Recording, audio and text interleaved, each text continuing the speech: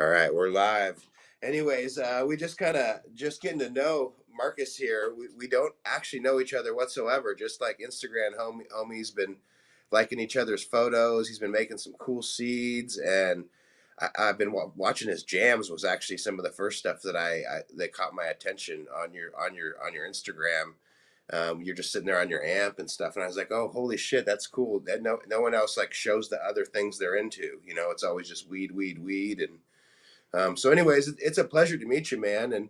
And just I just wanted to like open it up and get to know you. And as I've been following your feed, you got a lot going on. You've lived an interesting life, and I'd love to hear more about it and share with others. And hear about what you got going on too eventually. But the journey is pretty interesting. Music and weed go hand in hand, and that's been a huge part of the inspiration. It's been a huge part of finding strains I like that are good for that kind of creativity, when it comes to writing. And I have the background where I did production in PA in my home state for a while. And there we would do the 3-day music events. And it was all like an internet for weed, like a dead show before the internet, the music circuit. And Right. that kind of music, that scene kind of lent itself to really good genetics.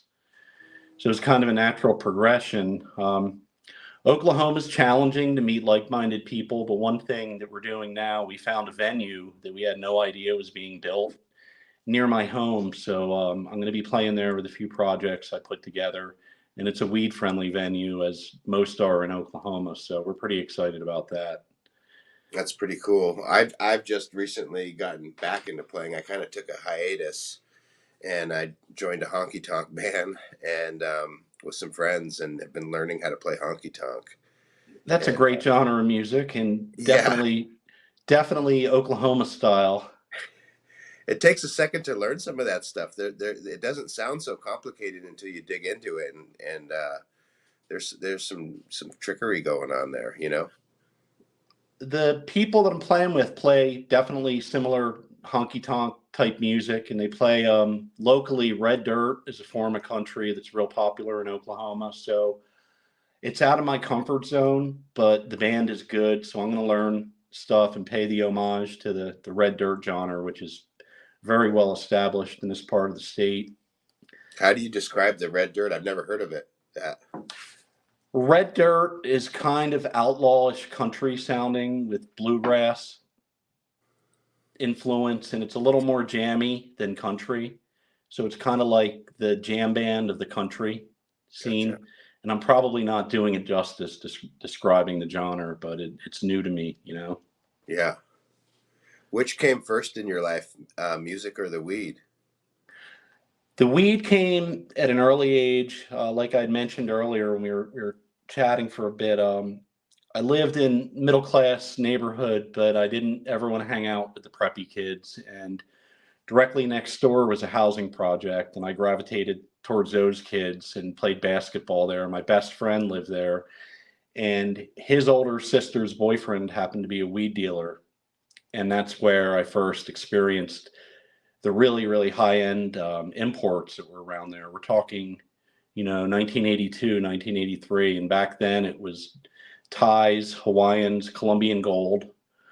The market was flooded. And back then, nobody called that mids or anything. And a lot of it wasn't pressed, so that started the fascination with that. And mom and dad bought me a cheap acoustic, and I picked it up and never put it down. Nice. So from there, they decided to get me in a better neighborhood and better school district, get me out of the city area up into the country. And pretty much there, I had free reign on a farm. And even though it was a non-legal state then, it was just so rural that you could pretty much wild out there and get away with it for an extended period of time. So the first growing basically was bag seed, I want to say, from Belize. And the one plant that I grew at the age of 14 or 15 maybe produced a pound. And then from there, I got the Marijuana Grower's Bible. I think I might have gotten Marijuana Botany, Red High Times.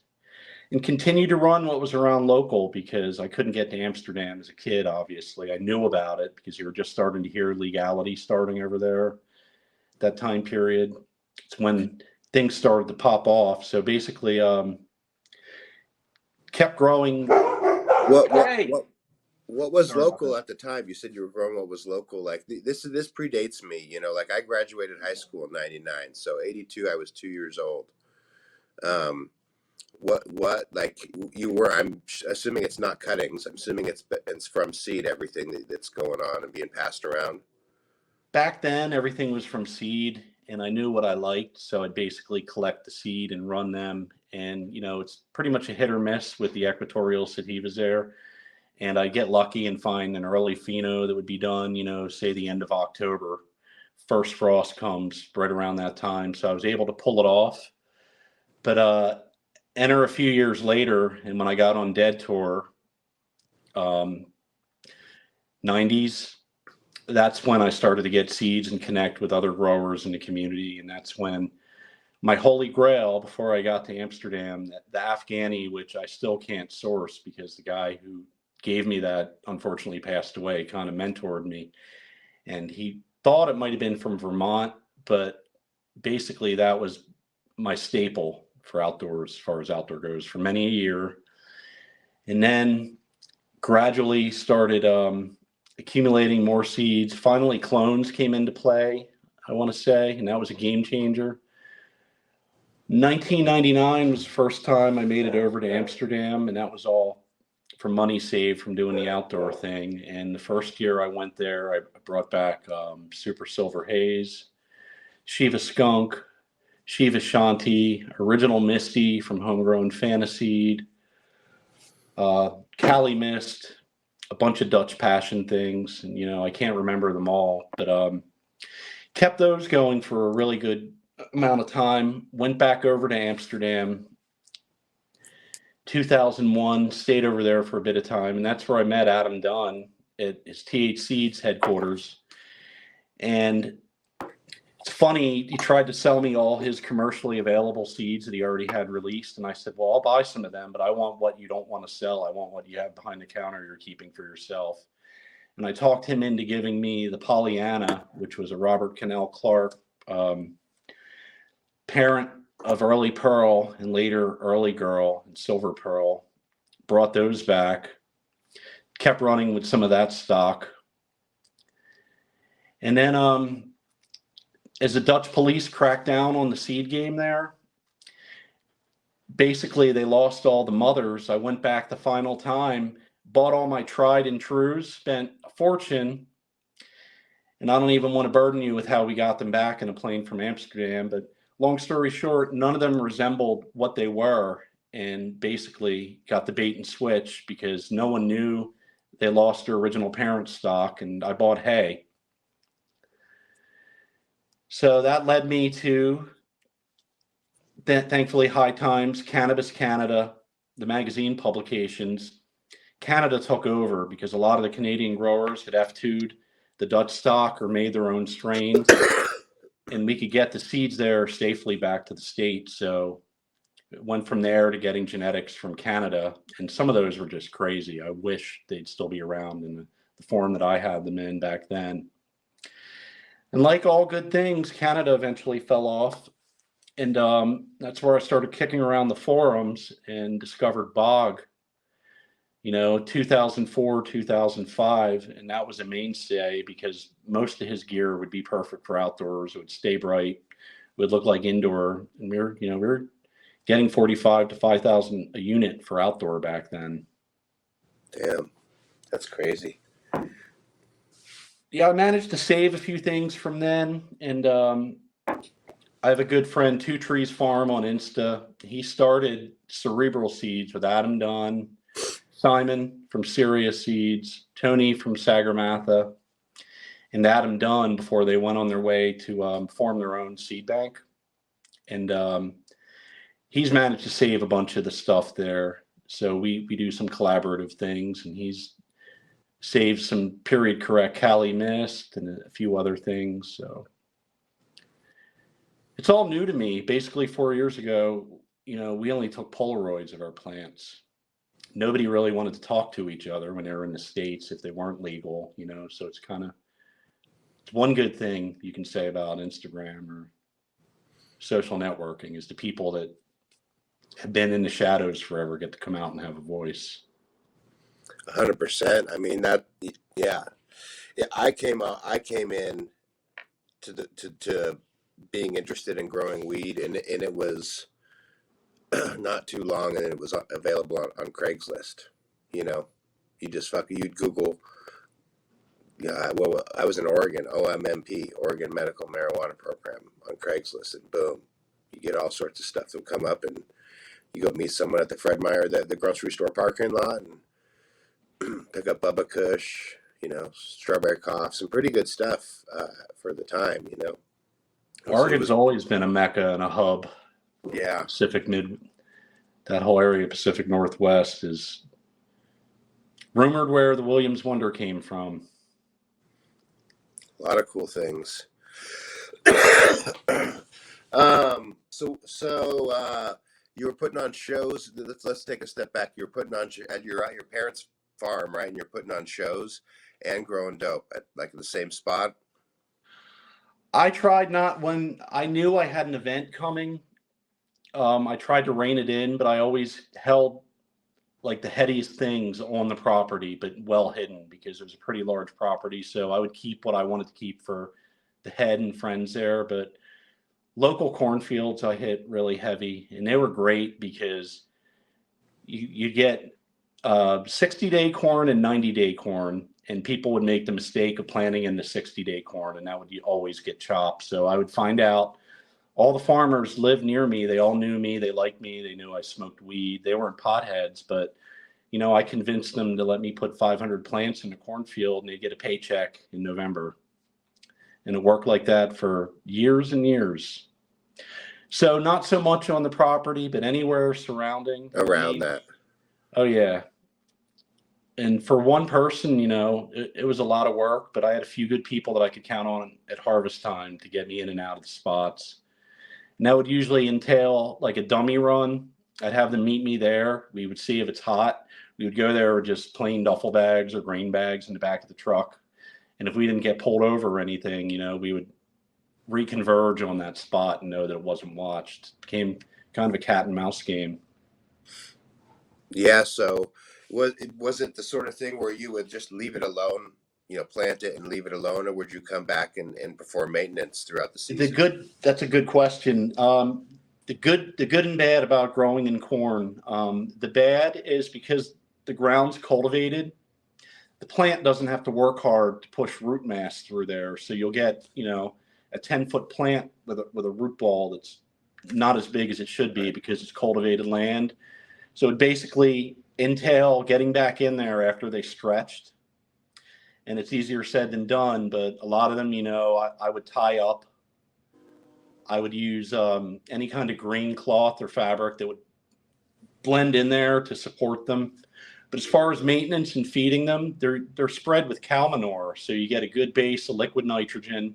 The soil there is pretty much a sandy loam unless the corn's in clay. So they really didn't need that much. You just basically had to go back there early August, sex them, see what's what, and give them newts just one time, maybe for flowering. Nice. And that would usually entail a drip irrigation system from a nearby creek, where I'd have everything camouflaged near the spot. But generally, because the water table's so close, because it's cultivated land, that you don't need to water them much, if at all. And it rains plenty in the Northeast, so that's kind of the MO for low maintenance, big return. Yeah, there's already there. They're not feeding the corn as the season goes on. They're putting enough nutrients into the soil already, so you're already there. And it was also important to find out which of the farmers used organic. A lot of them used chemical pesticides, fertilizers, and I knew where I was, growing. Right. And I knew what they were putting in the crop because I've had horror stories where they I put 500 in a field and they've spread weed killer. That's happened. Yeah, fuck. I'm not going to lie. I like the rush. Part of it, knowing, that anything bad can happen. There's just something to be said about pulling that off. Yeah, I've never guerrilla grown. Maybe here and there I've thrown a few plants, but nothing for significant. It's always been somewhat legal to fully legal. For most of the shit that I've done. I mean, it's always gray market, but not like full on uh, patches. Like that. It's cool. It's really cool. Pennsylvania's laws are bad. It's mandatory minimum of 10 years with 100 plants or over. I don't know. Is They've it still changed, it still is?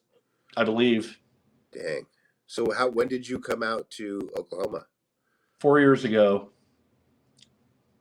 give or take. And I had caught a whopping charge there. They got me once in 2005, the first year the helicopters came, and I kept doing it anyway. I didn't stop, and I had a good run till 2015, and 2015 was the second time, and that was a couple spots with a lot of helicopters. They got me good. I did a year and basically knew I couldn't function in PA anymore, and I had a good opportunity to get rid of the family farm and buy one here in Oklahoma.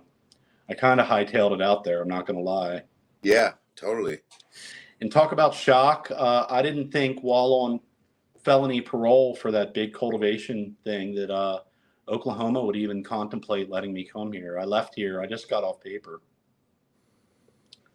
So it feels good to be free finally and not have to look over my shoulder. That's for sure. Congratulations, man. Thank you. It's been a long And time coming.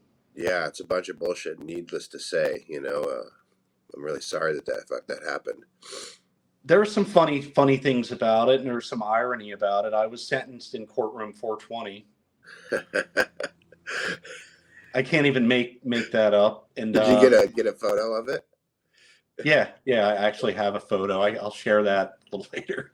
I'll have to send it to you. But and then it said the paper that was writing about the music events had to have some idea because the one article said, my band's called Sage because Adam Dunn Sage was my favorite sativa. So the news blurb read "Back to the Garden," and then my band's name was Sage, and it said Sage cultivates a grassroots following.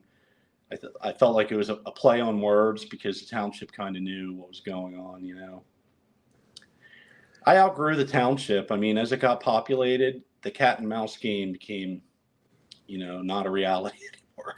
Yeah. So wait. So let's take. When did you start putting on the events? So you kind of said it started grassroots. When did it take off to something that the township started noticing? It started in 2002, and I went to high school with the township zoning director's daughter and had a good rapport with him. And he basically said, if you have the proper insurance and you have security and you do it right, I can give you a permit. And proved to him that I could do it and pull it off. In the first year, back then, nobody had YouTube. Everybody had friends that were in college, that were college age then, and you could actually make money doing an event. So the first one in 2002, I think we might have charged 15 or 20 for a weekend pass, and 1,000 people came, and you could put the whole thing together on a shoestring. So it kind of occurred to me it might be a good way to gain some legit income, having not really paid taxes throughout my whole life. So I ran with that. The township didn't give me any problems until, when was the last one? 2012, they got a new zoning guy, and I didn't think I'd have any problem because it was basically a cut and paste template by now. I had all the insurance riders, everything, every requirement they would need for the township. And when I went in there, they tried to set me up at the last minute for failure. They had me do things in a week that I don't think a lot of people could have pulled off. The township guy basically said, well, you've met all the requirements you used to have to make, but I need you to get a detailed blueprinted schematic of the stage, and I need you to get this base device that can measure the decibels at a distance. And unbelievably, we were able to pull that off right before the show. And then they ignored me, didn't acknowledge that I had done that. And the following week, I had a news crew on the property, and they charged me with contempt of court for doing the event. Jeez. And then it ended up being they wanted an entertainment tax to be collected by them, which is it's illegal. It's never been a law. And if I knew what I knew now, it could have been grandfathered in because I had been doing it for more than 10 years. So basically, the last event was the straw that broke the proverbial camel's back, pretty much. But still have the production crew. I have the whole street team that promoted them, staging and warehouses. You know, if the opportunity arises in Oklahoma, I definitely want to do something here. Nice. And you know that, like the old cliche says, "Build it, they will come." I'm thinking a lot about doing the same thing, but maybe on a small scale. Here at my spot is just expanding into putting up a stage, and I have a good PA and good sound system, and trying to do events that are based around music and food and cannabis, and bring people in, and hopefully I can sell some plants and seeds along the way. Please check your zoning before you attempt to do that. I have a good rapport with the county dude as well. That's huge. Yeah. I went through a crazy battle to be here, and I have neighbors from hell, and went through a 4-year lawsuit with my neighbors, and my dad just he gave me this perfect advice when the shit started hitting the fan with the county and the neighbors and everything. He's like, the county's just waiting to see who's gonna sue them harder, and you always want to end up having a good rapport with them. So just be polite, walk through the steps with them, let that the person's doing their job, and so that I just was always polite, and just let the dude know firmly, like I'm getting this done, like it's just a matter of me walking through these steps. We're gonna get it done, and the other people ended up getting really angry, and so I have good rapport with the guy, and I've taught him a bunch too. He'll call me up, and I'll teach him about cannabis, like when different things come up, how much space does a plant need, if it's indoor or outdoor, and these are this or that, and I've tried to help him out and educate him a bit, so it's worked out. A good bit of advice: if you know you're going to have neighbors that you're going to have blowback from that aren't going to be cool with it, invite them, even if they don't want to go. It goes a long way. Yeah. Neighbors should get in for free if you're planning on doing that. Yeah. We would also do a canned food drive too. We would ask people on the flyer to bring canned goods, and they can be donated. And we had a kid-free zone, or kid-safe zone, I meant, where people that weren't partying at all would work in shifts. So if anyone wanted to come with a kid and have a minute where they don't have to worry about it, we would have that. So you can't just have everybody raging, or the township's going to be, you know what I mean? There's got to be some semblance of ordinance. You got to walk the line. Yeah. And so what year was the first raid? Was it a raid? 2005. 2005. So in the middle of you putting on the events. Pretty much. And yeah. I still kept doing that. That didn't seem to really affect me doing that. But like I said, it was just a new zoning director who did not like what we were doing there. And I think I might have had one neighbor that had political pull that complained. Pretty much brought that legacy to an end. But what an amazing experience. And I learned a skill set that I never had. And I learned how to market that event and basically organize it from ground up. It's a lot. I put on a few events, nothing as big as that, but respect for putting on big ones and doing it years and years, and it takes a lot to keep it going. Technology's changed so much that if you're looking to get into a stage, they have them now where it's just the part of the trailer part of a truck. Right. And it's all prefab. They basically set the trusses down on the ground and press a button, and it goes up with hydraulics. Pretty simple. Yeah. But yeah, it's been a while, and I miss it. I haven't played out in a while with being jammed up and all.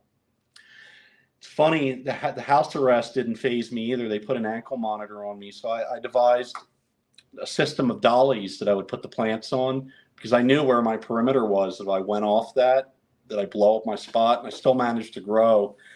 I had like a long pole, and then I had the dolly, the plants on this platform with dollies mounted underneath them, and I could push that into heavy brush, could pull it forward. So I grew, and I freaked out my now wife pretty much. He's like, "You're really doing that while you're?" And I said, "Yeah, yeah." I can't help being anti. I feel like I should be able to grow that plant. I feel like it's my God given right. I think I even brought that up as they were sentencing me. I said, "This is hypocrisy at its finest."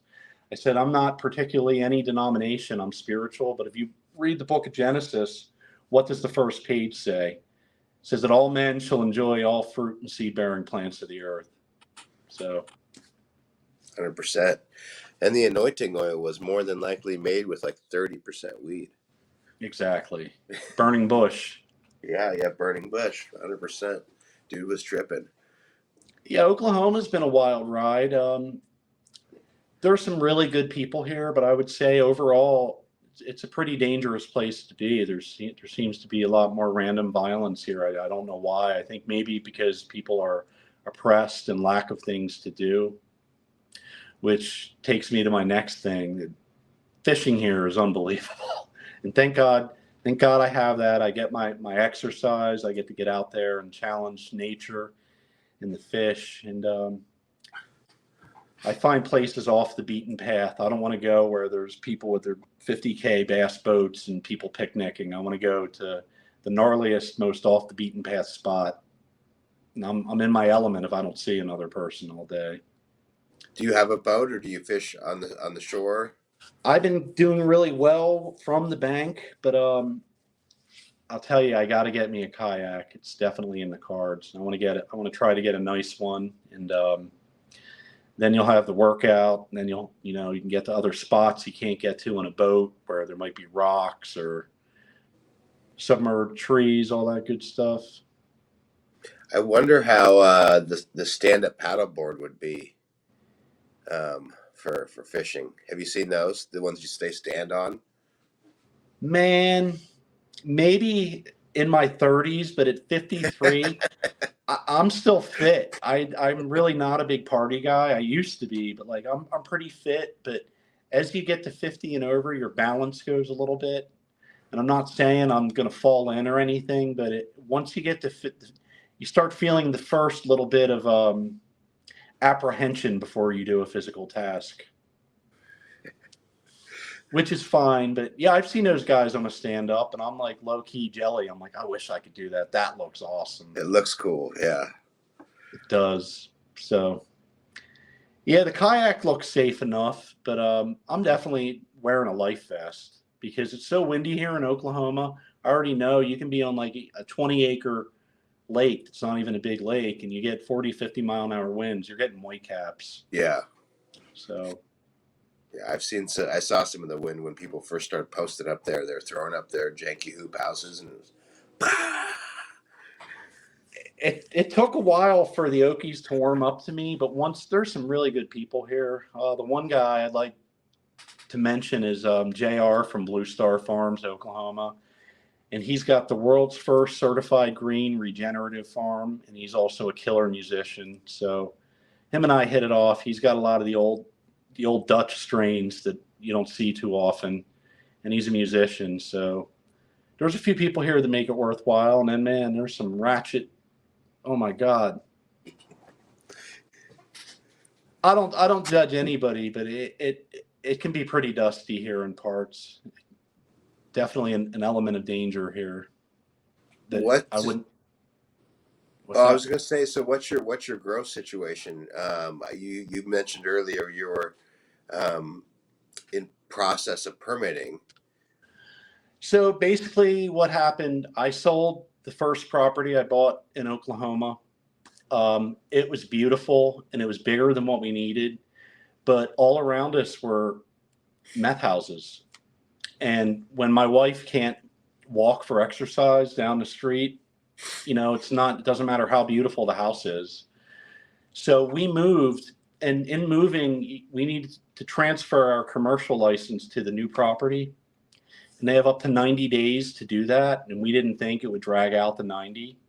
So yesterday was day 90, and we still have not heard from them. And then in the interim, while moving, they make you they change the regulations to where they would make you need to retrofit your indoor grow with new accoutrements that you didn't have to before, in addition to getting a mandatory state fire marshal inspection, which included getting a blueprint from an architect drawn up of your indoor room, which we did all that. But again, nobody told you that because you're so rural that it's going to take up to 9 months to get the inspection. So we did everything we need to do to meet that criteria. We did a few upgrades. We upgraded the security, and we're ready to go. But we can't do anything until that fire marshal comes. And I don't know any other business that would be illegal to do to somebody. I don't know how they're getting away with doing it, because most people can't wait 9 months and not have any flour to sell to make their money. No, it's crazy. I mean, yeah, that happened. A similar version of that happened to me, and it's I almost forget because it was so long ago. I was telling you, like, I got my legal rec license in 2016. I had to buy it. Like, they only issued so many in our state, like the New York City taxi cabs, and so I had to buy this guy's piece of paper for 75 racks. Oh, And so yeah, dude, and just a piece of paper to fucking play. And then now I own this business in a few towns down, and I got to transfer that business license up to this property that I buy and that I live on now. And that's where I ran into troubles, and it took me another 9 months to get everything lined out. And it was just like, where is their liability to do that to another there was man's there was there was livelihood? 12 months where I couldn't make any money, and they're just like, you know. And in that time, of course, the price went down from something reasonable to sub 300. So it was just like, God, dude. By the time I got in, it was worth nothing. And it's kind of balanced out a little bit, but only because we've gone from 1,200 licensed active growers to 200. And I'm considered one of the inactive, because I don't sell enough. I don't participate in the market really.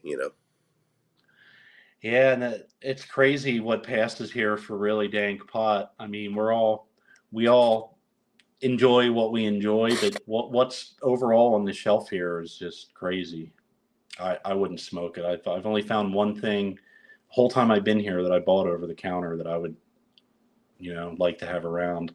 It's pretty much all gelato crosses, pretty much all Mac crosses, and don't get me wrong, they're all fine and dandy, but like, I want the chems, I want the old Gannies, I want the stuff that I actually feel has super, super medical effects.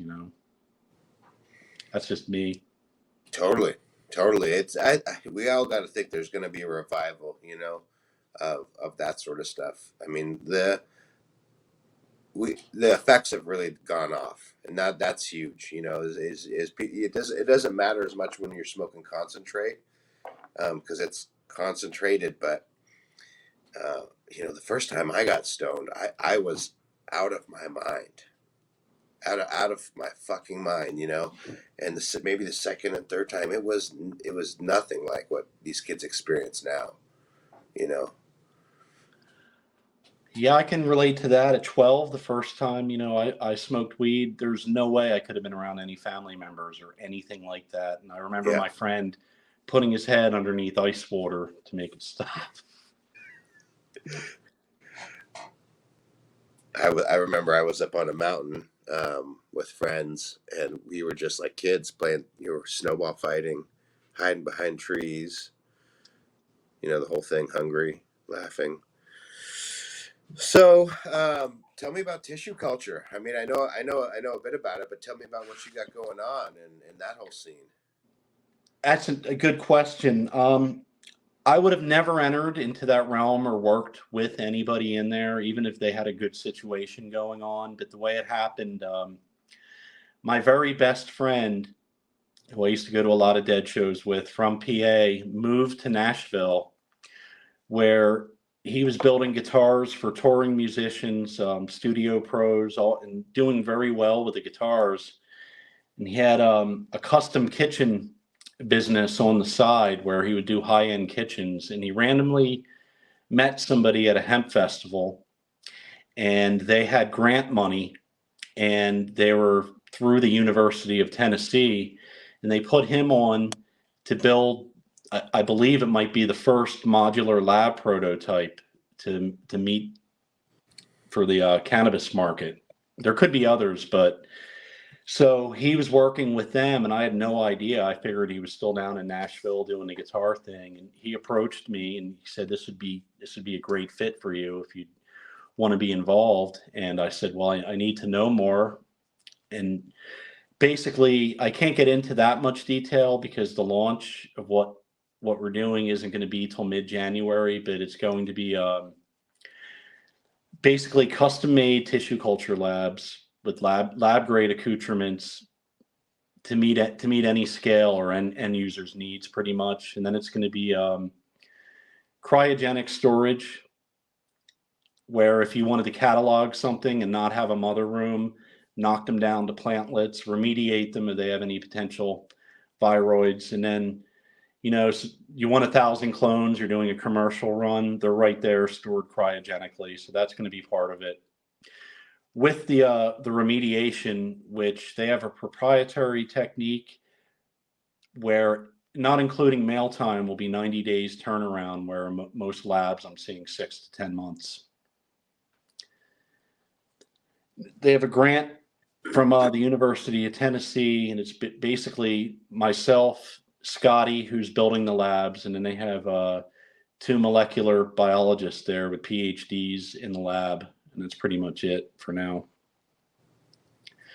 And that's exciting. I've had my cuts tested, but that doesn't mean they don't have anything, my mother's. So I'm planning on doing the beta run and taking just a few things of mine there, knocking them back, and then, letting people see the results afterwards, pretty much firsthand in real time. And that's pretty much it in a nutshell. And I believe they have a new proprietary method where there's still a cell embryo in the seed. They can germinate very, very old seeds, and very excited about that. Yeah, we've all got some stashes of some really old ones. You probably got some super old ones. Yep. So we're flying out there January 19th, and I think they're doing a drone footage for the trailer of the facility, the labs, and they're doing the video, and then I guess the full launch will be mid-January after I return, mid to end of January. That's cool. My family's all out there in Tennessee now. I've only been a couple times. It's a cool spot. Nashville's so cool, man. Yeah.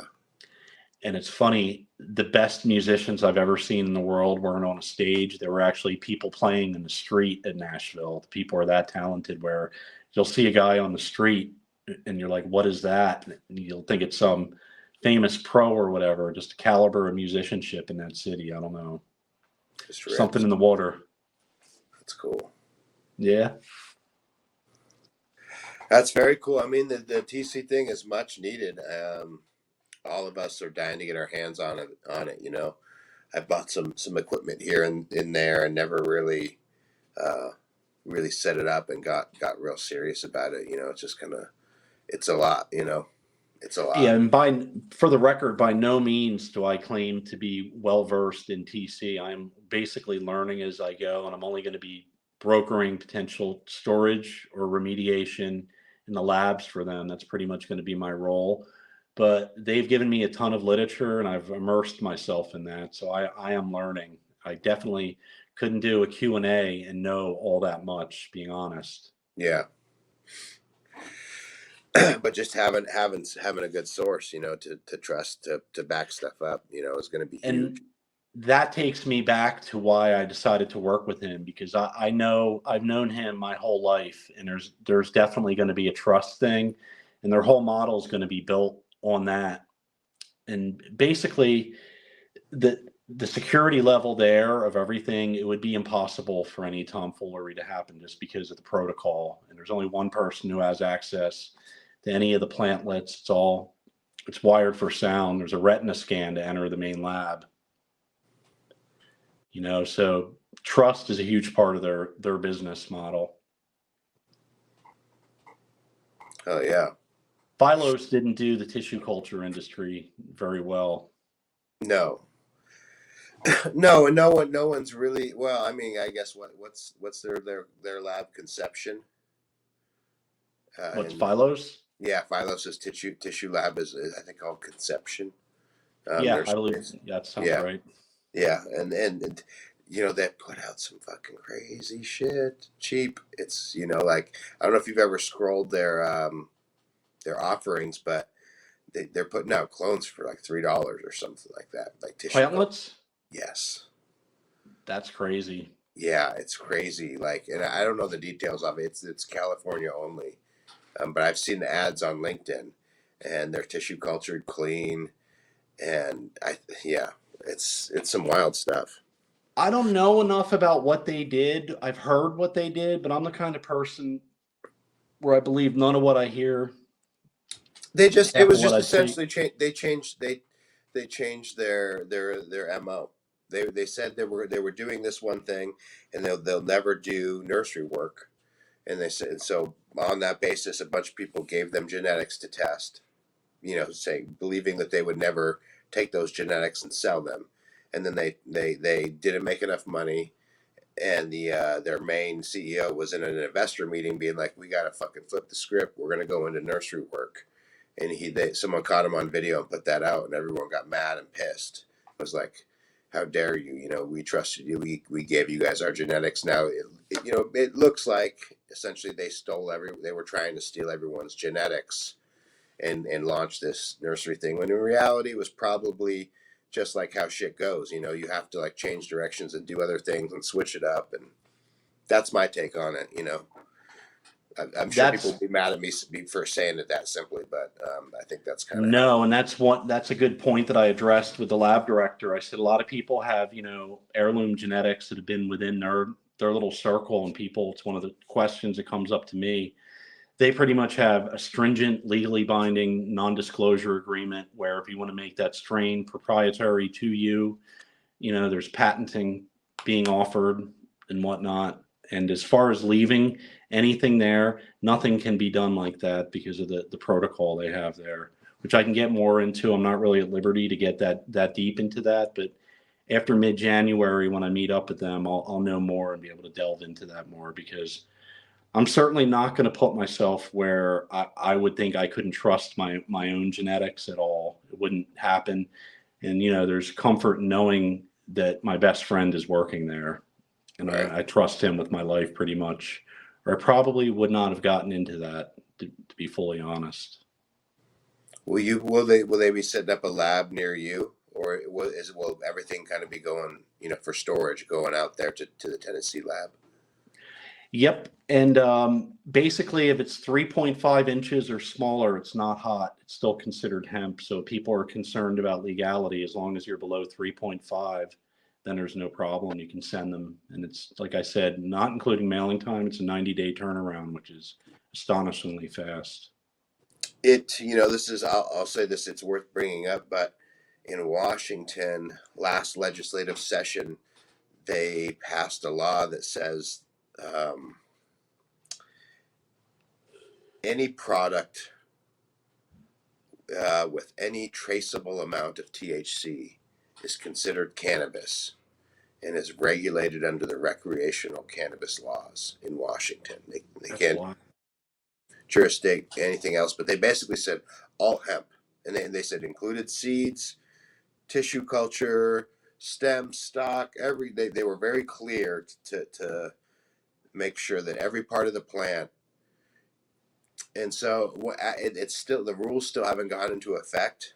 They've been putting a lot of energy on it, and because they know what kind of hot water they're in, because they're going more conservative than the Fed on this, and when I was heavily involved in the different meetings and trying to like inform them about what they were doing, and trying to give some sense to the thing.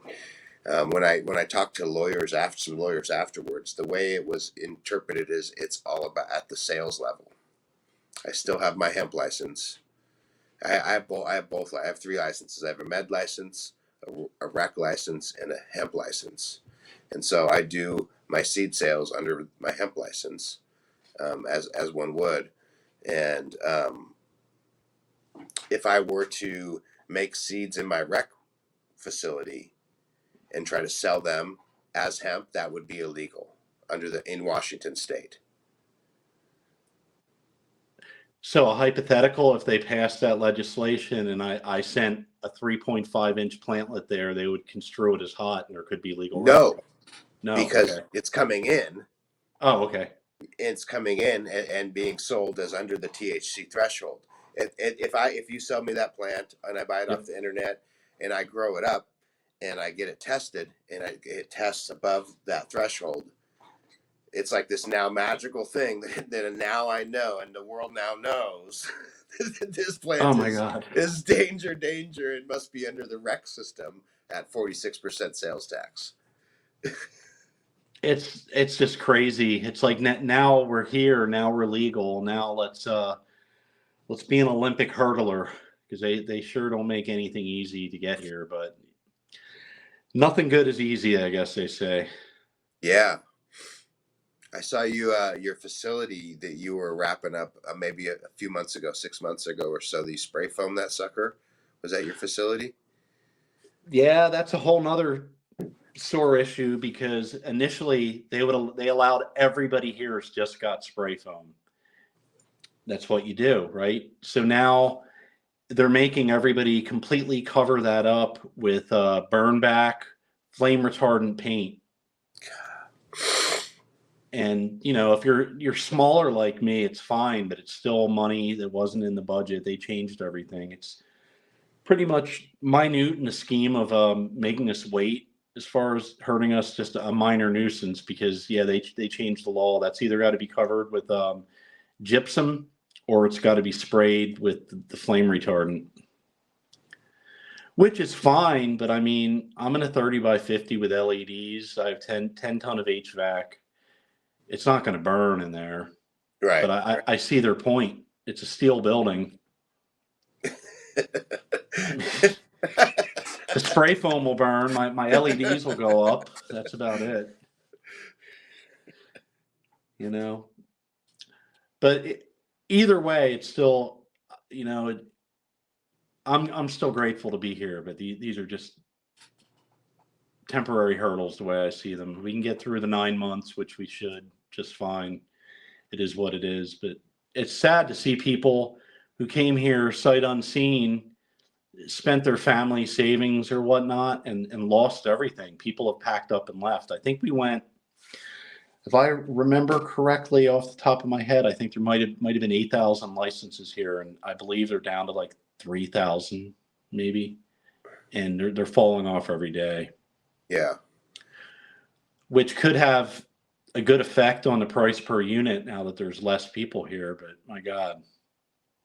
I mean, it's an unfortunate thing for sure. Like I feel for everybody across the country that is, struggling, falling off, having to do other things to take care of their family. Um, it really sucks. The seed business has been a blessing. I honestly don't think we would be here if it wasn't for that.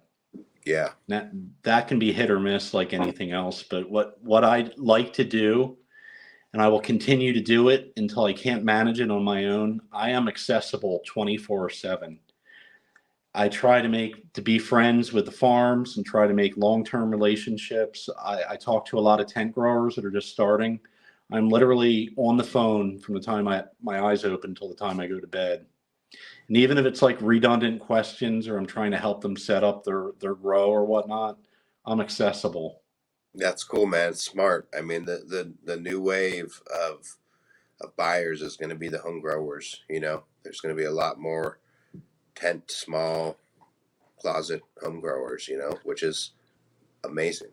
they've always grown the dankest weed. The best pot on the planet's always been grown by some old hippie, in a basement somewhere, pretty much. So yeah, I hope to see a renaissance from that, and I hope to see craft mom and pop people getting respected when they're trying to be legal and do the right thing. You know. What's in the catalog? What are you working on right now? Right now I am doing an F2 increase of the Mr. Yuck, which is an 88 G13 HP GG4 sour bubble, and they're in the tent now. The seed's cooking. I'm at like day 50. I usually let them go a little longer, but they started to germinate inside the buds. So I'd rather get a few more whiter seeds and not have that problem. So that that tent's done, and I have another one with the same sour bubble male I've been using on everything with Skywalker OG, Wi-Fi 3, Wi-Fi 43. The heck else is in that? Cap Junkie, which I love that cut. As far as newer things go, that's a really good one. And What's the difference between the 3 and 43 on the good Wi-Fi? question. The 3 has a little more bling, and the 43 I think might be tastier and better smoke. Okay. They're very similar. I had one. I don't know. It didn't have a number attached with it years ago, but it was hard to root. I remember it was super hard to root, and it did stay around for that reason. Well, shout out to my wife. I only go in the mother room when I'm invited. She keeps things on lockdown.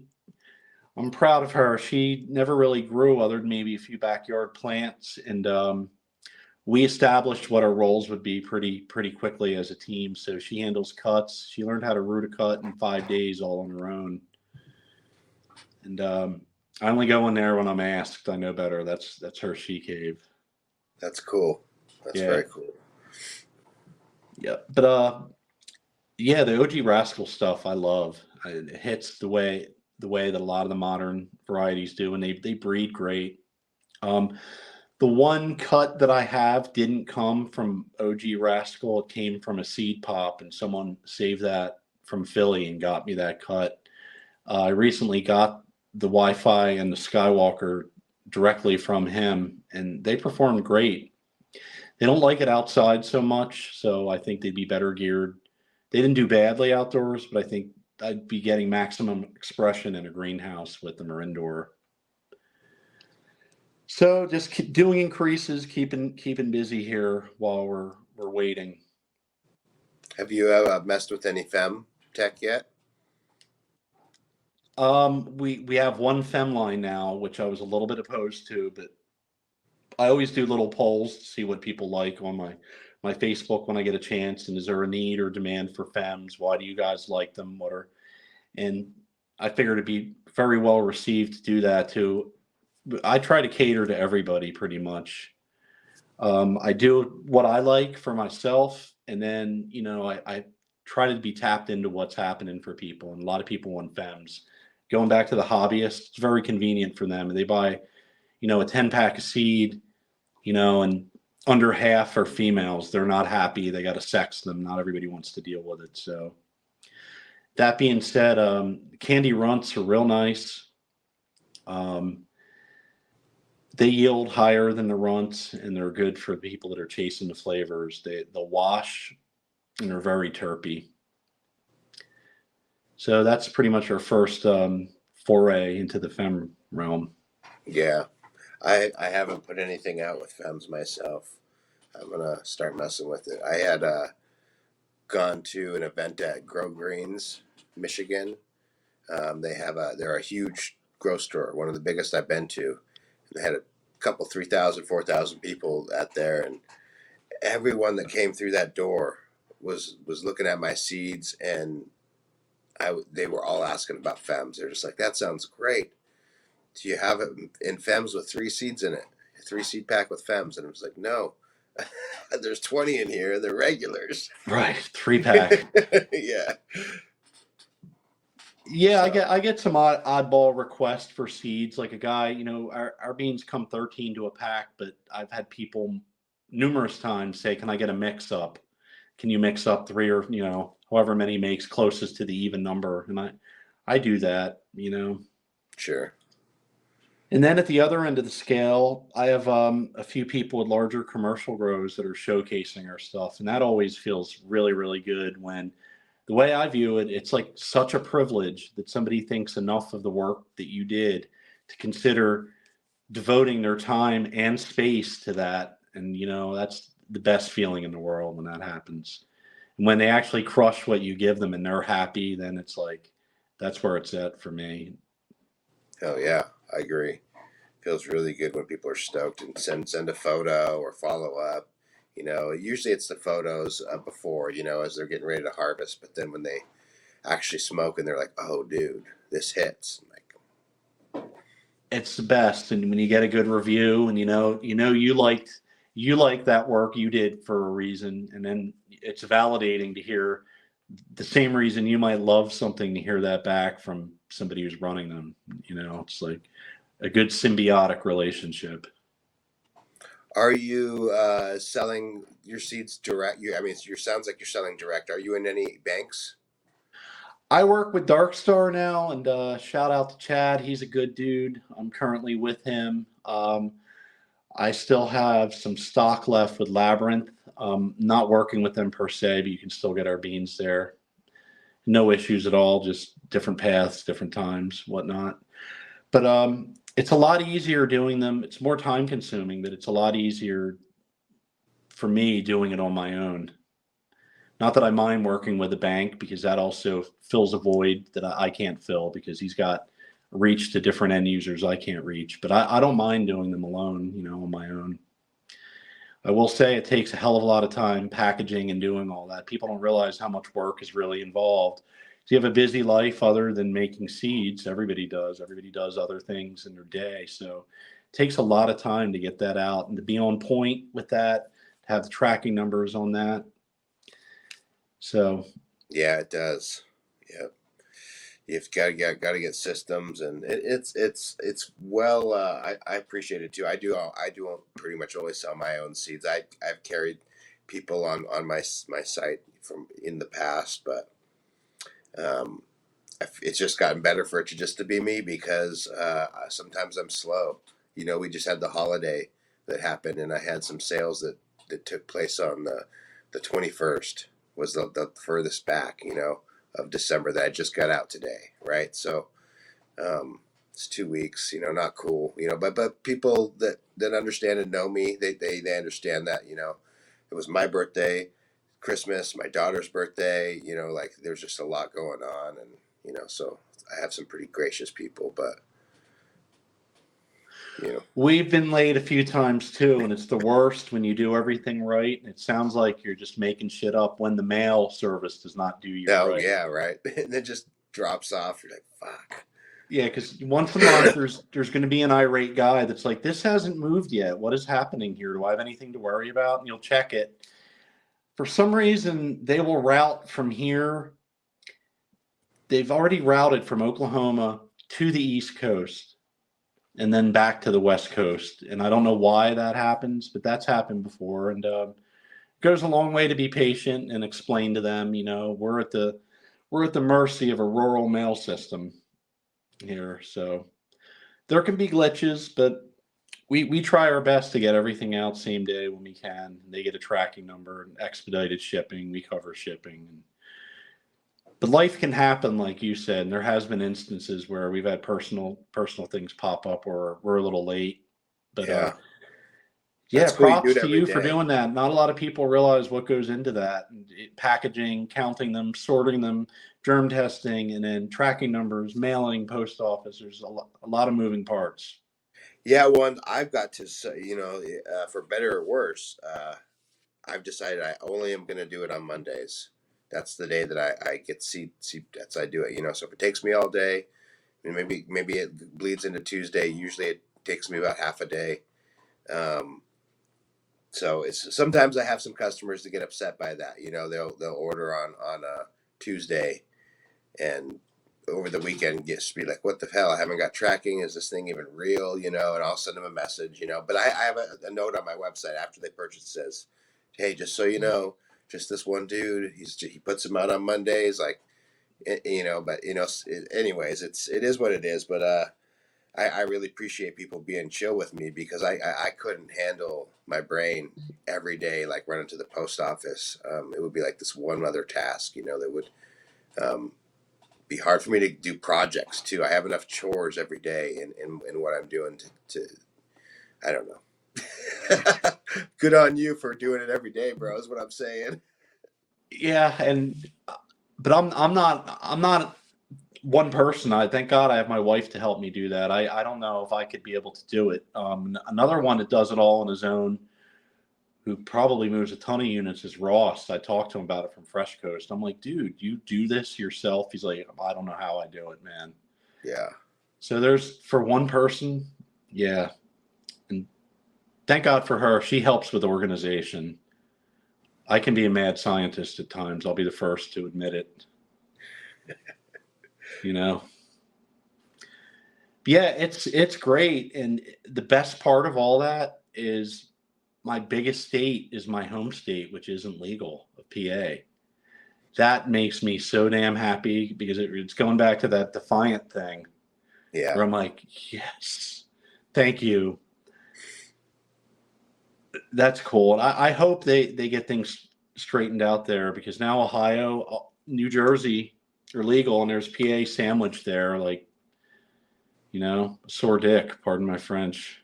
Yeah, no, they will. I mean, fuck, they can't hold off, Idaho will go legal before not too long. Yep. And, there's no consequence for all the innocent people that got hurt by that. And now it's just heartwarming to see cops and the people that went after us getting into the game. Yeah. It's crazy. But anyhow, that's in the rear view, thankfully. Yep, on to better and brighter things. I mean, I really do believe that there is the greater days are to come. I guess like there's going to be a time when all the hard work is really going to be received and welcomed and people will support it. If you keep grinding and you're honest and you really believe in what you do, and it might not be overnight, but you're going to be successful if you really believe in what you do and you're passionate about it, whether it be music, any kind of hobby, growing weed, making seed, you're going to do good. You just got to be honest and you got to grind pretty much. It's funny. I see a lot of people that are been around a lot longer than me. One of my pet peeves personally, you can scroll through Instagram on any given day and probably see somebody contradicting themselves or putting out information about a strain that's false. I don't engage. I just scroll right past it because I pretty much have a theory is within any business, even if you're right and you end up in some sort of snark or bickering, it's going to turn off somebody because they don't want to see that. And just that little bit right there might make that person be like, I'm not going to run their gear. So I avoid any of that. I very shy away from it. Even if I know something to be true, I don't get involved. It's just not worth it. It's a good way to be. I've been known to pop off here and there. I've had a few, very, very few, but sometimes for me anyway, just because I avoid confrontation, man. I I tend don't to go be on. after I don't go after people directly usually, but more concepts and things that are going on. Sometimes I'll wake up on the wrong side of the bed and I feel like I need to say something stupid. Yeah, that can happen before I've had coffee. I can be known to be grumpy when I'm not fully awake. I can relate to that. But it's funny, man. It's like guaranteed dumpster fire now is to mention sour diesel or haze. I Right? think it's funny. I don't even there's so many different variants now that unless they can actually do genetic sequencing and find out what the origin is, which they can, really. But then how are we going to know the people that can genetically catalog that have the original? Like one's going to set the bar and then that bar's got to stay there. You know what I mean? Right. Because the way I see it, there's a lot of bag seeds that could be that. There's a lot of clones that could be that. And honest to God, there's differences. Some of them are equally dank, but to say which one is the actual one, I think you're at the point of diminishing returns, because there's several camps that think it is. And I don't engage in what it is or isn't. I know that if it takes 80 days and it dumps hash, and it's sativa dominant, and then foxtails, and if you open a gram jar and it reeks your house out, it's dank, it's sour. Yeah, man, and I mean, I feel like it's you can find shit in the genetics. You know, like people get really hung up on clone only and shit, and it's because of the nature of the illegality that people have run small numbers. You know, so I'm not. I've run thousands of seeds. You know, 1,000, maybe 2,000 tops, right? So not huge numbers, but enough where I can get a good look at a population, and I feel like I can find what I put in there for the most part. You know what I mean? It may not be exactly 100%, but it's pretty goddamn close most of the time, and often people just don't get the opportunity to run a big enough numbers. I feel like, unfortunately, you know what I mean. And then we praise people, or we give a lot of value to the person that wins the lotto in a 10 pack, 12 pack of seeds. You know, essentially is what we're dealing with versus like looking at a field. You know.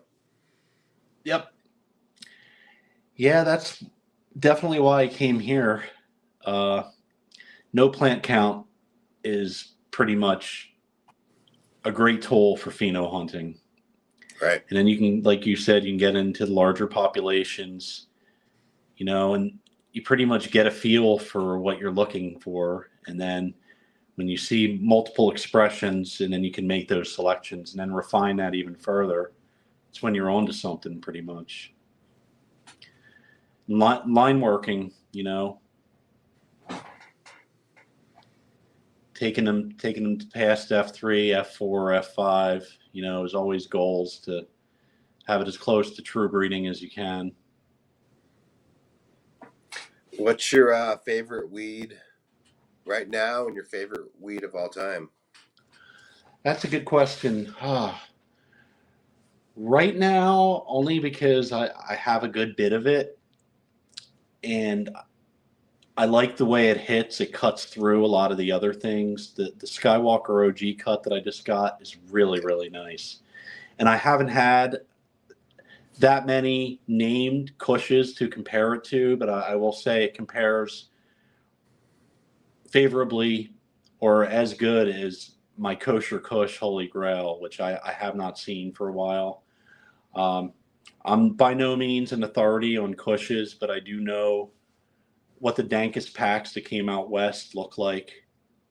And I know that some of the bag seed that I grew from that was some of the best pot that I've ever smoked. But it's really difficult to pinpoint where, as you said, it was illegal then, and the packs that were coming through weren't named. It would just say OG Kush or SFE on it. As far as my favorite weed of all time, as far as sativa, it would be what Sensi Seed had before the raids in 2001 and prior to that, because after 2002, I went back there and spent a fortune on Durban from Sensi, and it was garbage. And that one doesn't look like any of what people call Durban on the market. That one I knew very well because I ran it for years, would mature in the end of October, wasn't a longer flowering plant. And at Foxtail, it looked like golden calyxes on a stick that just went up the stick. It was all nodules.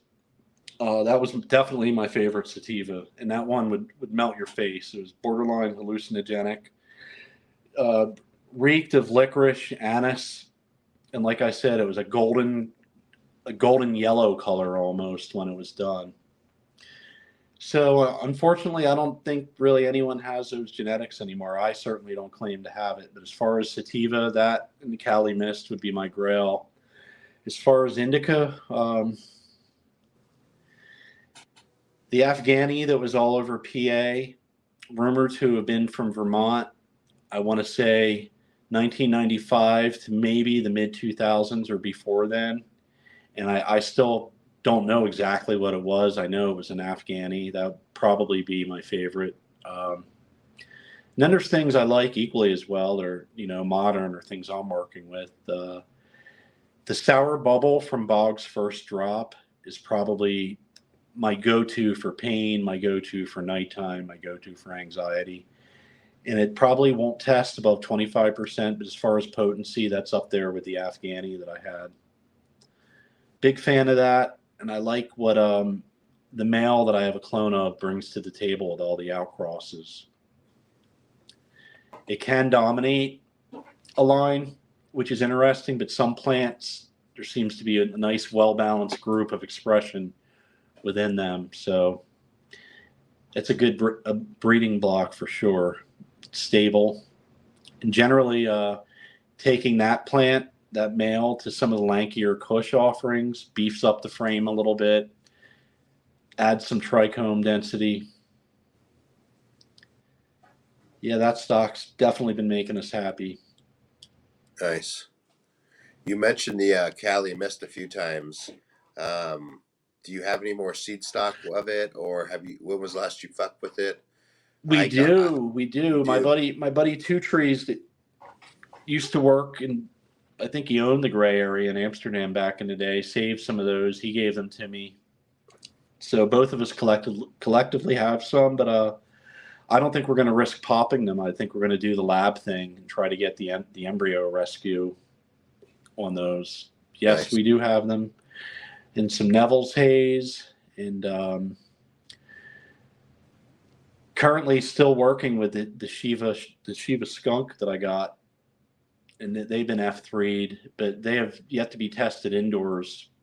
So I was giving them out as freebies, but I think once we get through the waiting for the fire marshal inspection and we fire up, then I'm going to test the stability indoors and line breed and go from there. Nice. I got from AK Beam Brains. I got his Cali Mist and did an increase on those. And so I selected the female, but I open pollinated all the males. Oh yeah, how'd they turn out? They were fire. There was some variation in there. There was some True Blue Classic Haze stuff, and then the female I selected was an outlier. I'm trying to remember. I feel like it was like this a more fruity outlier, and I was coming from a weird spot where I had held on to an ATF cup for quite a while that was really cool, and that was something that I know and know really really well. And I walked into a garden, and the lady was telling me, the commercial garden, that they had inherited some genetics from a breeder, and that they had found all these cuts. And she's walking me through and showing me all these names she made up on this stuff. And she's like, "This one is Cali Mist crossed with," I was like, "ATF?" She's like, "Yeah, how'd you know?" I'm like, "Fucking, it looks like the ATF, like 100%." I walk up in there, I'm like, "This is ATF all day." And anyways, the weed was really, really fucking good. And I was like, she could tell I loved it. She would never give me the fucking cut. She was a commercial lady, and she was just like, She was not coming up off it. "Yeah, not coming up off it." And she was like, so dumb. I'm like, "Lady, I have a ton of stuff here. Like, it's not, it's great, but it's, you know what I mean? Like, I got just give me the anyway." So I was coming after wanting to make that cross again, because I remembered how cool that cut was. She called it "Oh Yeah," and so I hit up AK Bean Brains, and he sent me some Cali Mist. And truth be told, I've never made the cross yet. My first step was to do a seed increase and select towards whatever I thought was going to be similar to what I remembered, which was this fruity thing. And then I was going to find a male and go back to the ATF. And I haven't done it yet, but I still plan on it. That sounds like it's going to be a killer cross. That's like a play out of the DJ Short playbook, because he was a big advocate on getting the most sativa and the most indicas. He said that's where the magic lies. So I could see Cali and AK being an amazing, the ATF, that is, being mashing up well. Yeah, I think so. Yeah, there's definitely a renaissance in the land races too that I'm seeing now, and that's some of the things I think we've been working with but haven't put anything out yet, like crossing Congolese to the chems, things like that, and taking it from there, seeing where they go with that. That's cool smash up too, for sure. Oh yeah, it's funny. If I had to guess, I'll ask my homie Will, Two Trees Farm. That might be where AK got those Callies from. That would make Oh sense yeah. because Two Trees also gave him the Uncle Ike's Afghani, I believe, that he's running, Okay. which was an heirloom Afghani that he got from his Uncle Ike in Humboldt, I believe. Yeah, if it is, that would be interesting. That's why I brought it up. I was like, if you do end up getting your I would seeds, run so much we more. should run them side by side and find out, how divergent they are. AK's got some gold, I will tell you. He when I first moved here, I should run more of that guy's gear because he gifted me a couple packs when I moved here, and the one was the vintage blueberry, which is in the queue for next outdoor season. And he gave me this one that he said predates blueberry. It's blue jeans, and I grew that, and it was the closest thing that I had found to this tie that used to be around in the area, and that thing's killer. I gave the best cutting I found of that to my buddy in Colorado, and I think they're still running it in production. So there's something to be said about that guy and his work. I can only imagine that the Cali work will be excellent. Yeah, I need to get into those packs. I've been making a ton and kind of like trying to make tools and make things to go back into, and yeah, as it is, you don't always get to go to back into all of it. It's hard when there's some really talented people that have sent me gear, and I feel terrible being held up at the plant count because I want to pop everything everybody gave me. At the same time, I want to showcase my own. It's like there's not enough time and hours in a day. Yeah, even with the plant unavailability, you're limited by yourself and your wife, or whatever you can't really go much beyond that. You might be able to find a couple good workers or whatever, but for what we do and for what this plant is, I'm more and more convinced it has to be a really focused.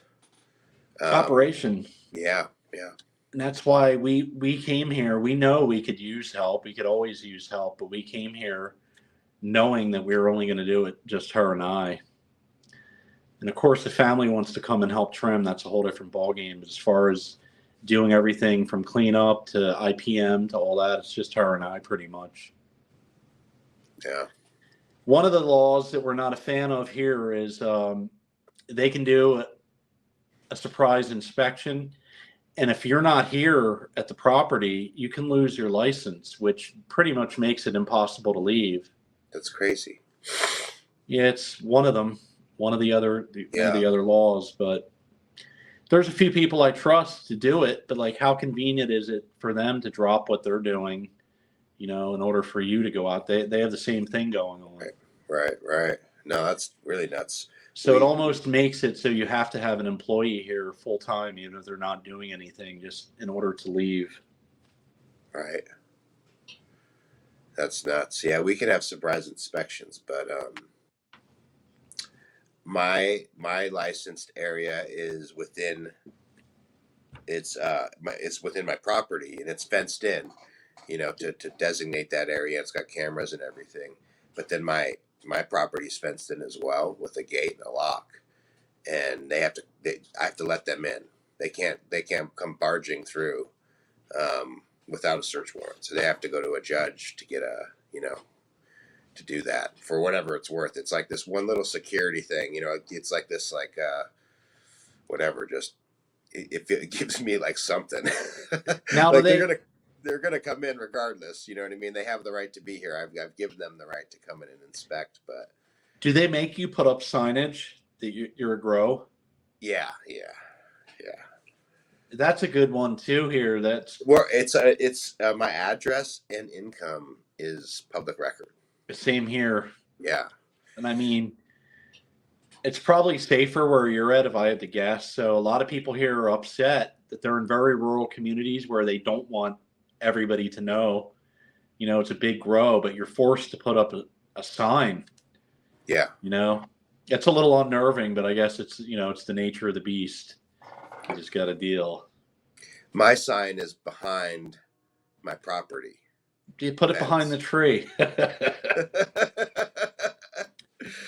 You have to get past the German shepherds first. Yeah. So My that's sign's that big. It's as big as my iPhone case. Perfect. you get past the German shepherds and you can come in and yeah. Yeah, I mean, I thought I grew up in rural community, but where we're at, it's like where Bigfoot could live, and the rumor too. I mean, people have a misconception that Oklahoma is like a flat, dusty, barren land, and I'd say maybe 70% of the state is, but this little part of Oklahoma is like in the Ozarks, and it's rolling hills, mountains, cliffs. Pretty cool here. Nice. There's some redeeming qualities, I'd say, but being a food desert isn't great because I like good food. The food here, man, slim pickings. Barbecue, beef, fried, catfish, Yeah, you got to grow your own. which we do. We have definitely a yummy vegetable garden with all variety of things here. But it's nice to go out for sure. So that's the other topic here is you can grow some banging outdoor here, man. People are always going to give you a hard time about it and whatnot. It gets a bad rap probably everywhere, but it's definitely doable that you can pull off fire outdoor that looks like inns. And I Well, mean, especially where you are, it sounds like it's not as dusty, right? So, oh no, no, and usually it's dry here in October. It's usually like a drought condition by then, so. Yeah, it's pretty groovy here for doing that. I'm happy nice. with the whole outdoor scenario, and also the fact that I can actually run, a longer flowering sativa that might go 110, 120 days here and finish it is a novelty to me because basically last week in October, first week in November, you're up and out or you're done if you're in Pennsylvania, pretty much. Yeah, we don't even get that long sometimes. Yep. But we're digging in, and we're That's gonna just cool. bear down and pray that we can get that inspection done and over with. We're all ready to go. Have that outfitted with Dutch Lighting Innovation lights, which pretty much my first entry into LEDs were those, Nice. and very happy with them. But talk about a learning curve. Yeah, I don't know that I actually have it mastered. Um, I mean, I still have some pink stems. My indoors are have LEDs in there to conserve light or to conserve energy, but they're just fresh air intake. They're not super advanced. Is Hmm. my point. They're just like basic, grow rooms. Yeah, I miss my HPSs, but I don't miss the heat and all that. But yeah, it's pretty much what we're up to, man. Looking forward to starting testing with the next batch of sour bubble out crosses. That should be fun. Um, so basically, as soon as they're dry, I'll pop those, see what we have going on with stability and whatnot, test germ rates, and then probably a year out or more before we'll know what's up with those. I have a few Uh, good testers are hard to come by. I have a few that are yeah. definitely very important, and I know they're not going to turn around and rename something or do anything like that. Tried and true, pretty much. How early can you get in the ground out there? That's a good question too. It's really wet here early in the spring, and because there is wind here and the potential for heavy wind, big plants are a liability. I started them a little earlier than I did last year, and they did okay and held up. But insects here are another level. Not so much the botrytis and the mold towards the end. That's not that much of an issue. But I guess the answer to your question is I like to put them out in July and have smaller plants but have more because there's less pest pressure. And if they do get big, I don't have to have them all crutched up and staked up and then still have them break. You know what I mean? They're more manageable. Yeah. Where back in PA, it would be nothing to have, a full season 4 pound plant that was put out, April, end Yeah. of April. How about there? How early can you put them out? I mean, it's you can fuck around a lot because it's mild weather here. And depending on the year, like this year is probably going to be a year where you can have plants out. I have some plants that stayed out the other night overnight, no big deal. It's only getting down to 45, so it's like they don't love it, but like they're not dying. No, so hypothetically, you could put a whole bunch of clones outside right now and pull something off, even though it wouldn't be the most ideal crop. Yeah, hypothetically, but it can get snow here and stuff. This is just a warm year, and then we have a lot of rain too. So it's not just that; it's getting there's a sweet spot, and basically, at this point I don't fuck around till June or July, anymore. I used to try to get in really early, like basically greenhorn style, just so anxious to get it going. And the longer I've gotten at it, I'm like, I'd rather just like slide right in, when the soil's warm and everything, and and I'm not looking for big ones either. I have an unlimited canopy, so, or not unlimited. I have a measured canopy, but unlimited plant count, so I can just, like you say, throw plunge more in there and not worry about it. And it's easier. It takes a lot more energy to grow. Takes energy to grow a plant. So the shorter that you grow that plant, the less energy you're consuming one way or the other. And I'm not talking about like lights or anything. I'm just talking about nutrients and everything that you do. The time that it takes me to manage those plants, that's energy. Yeah, big plants look good on Instagram, but they're not really practical. Yeah. You know what I mean? And I actually prefer them to be almost partially shaded. I felt like in the new spot, the best plants were the row that got the shade before the rest of them did. Because the way it's set up is the very last row that I have in my fenced-in area has partial shade from trees in the afternoon, and I felt like even though some was monocrop, that the clones that were off that side were definitely improved. Yeah. No, The I partial believe that shade. for sure. That partial shade's a real deal. It's pretty funny how low tech I am, though. I've never done any kind of depth stuff because I've always done guerrilla farming. So I think I'm going to put up a few hoops next year. And I Yeah, don't. man. And it's fun. I'm, like there's depth warriors in California, right? These guys are just fucking I monsters. see it, man. And Yeah, but goals. yeah, there's all sorts of shit that I've been fucking around with. Depping, like just starting the dep to get it going to get the season knocked off early, so I can get it early, basically get the full term in, like here I don't trigger till the third week of August, right? Hmm. So it sucks. I don't even see a fucking pistol till the third week of August. I'm like every week, every year, and so I'll start depping the third week of July at the time frame of the third week of August. Sure. You know what I mean? So I can get my 4 weeks in ahead of time. So by the time I get to the third week of August, I'm already 4 weeks in, and I'm just finishing up flowers. You know what I mean? And I'm not doing the dep anymore then, so I'm not dealing with the mold and the bullshit that comes with the dep on actual flowers. Um, so I fucked with that, and then I've also fucked with putting plants out and hanging lights above them. I was gonna ask you, what are you doing for supplemental lighting so they don't Yeah, so I'm like, pre-flower? yeah, Home Depot lights, like those cheap LED ones you can get, and you can fuck around with that. Like if you take a plant from inside, and especially like if you really fuck with them, I've taken them to 24 hours intentionally. Usually I'll do 18 to save energy, but put them on 24 hours for a week, and then put them outside and keep them on that 24-hour light until you're right, and then turn that motherfucker off, and they drop down to 16, and they go right into trigger, right away. And as long as the light is decreasing every day, they just keep moving along into that flower process. I've seen some growers match the hours of daylight and do all that. That just always seemed too complicated to me. Yeah, it's kind of complicated and stupid. I fucked around with it. It's fun. I just it's good to know that those are tools that you can use when you get fucked up. That's kind of where I'm at with it now. Anymore, I like what you said, what you suggested.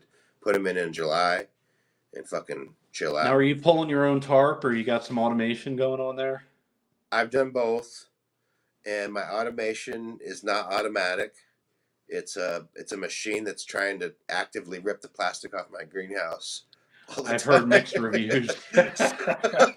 So it's like, thank you for your help, and I have to be there and make sure you don't fucking destroy the whole thing. I've had that happen in like November, just like, oh fuck, I just ripped off the plant. I have no more backup plastic. Like, uh, I got a so lot to learn about that. I'm hoping we can add some hoops next year and do that. That'll give me a little bit more control over the environment, a little less insect pressure because pretty much here the main thing as far as pest pressure is budworms, and I mean you have to be militant with BT or Depel, you yeah, know, and they're next level here. I don't know if you deal with budworms there. not really. Maybe every once in a while. We had some this year, but in the past I haven't really had to deal with them. If you stay up on them, it's fine, and you get very minimal damage. But the first year I came here, I was definitely not equipped for what the insect population was here, and that was pretty much total carnage the first year, I got to admit. Yeah, damn. But you learn, you adapt, and I'm pretty happy with it. It's actually zoned 7B where I'm at, this little sliver. Nice. 7B zone's pretty good for outdoor cannabis. Yeah. What they You, do in we grow a lot of apples in Washington, right? Orchards, yep. and they just started doing this maybe in the last 3, 4, 5 years. They'll cover the whole orchard, with this they call agribon or remay.